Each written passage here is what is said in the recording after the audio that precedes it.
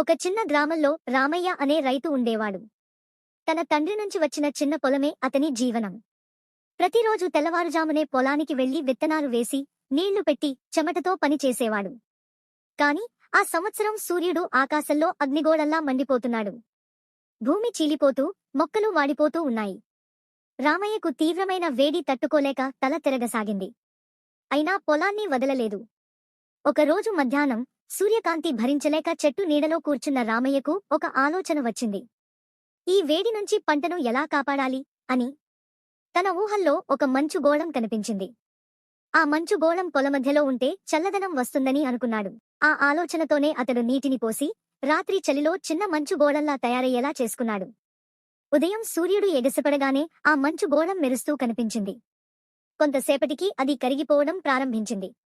మంచు కరిగిన నీరు నేలలోకి చేరి పంటకు తేమ ఇచ్చింది. గోళం పూర్తిగా కరిగిపోయినా ఆ నీరు రామయ్యకు ఆశగా మారింది. కష్టం కరిగిపోతుంది, శ్రమ నీరుగా మారి ఫలిస్తుంది అని అతడు నమ్మాడు.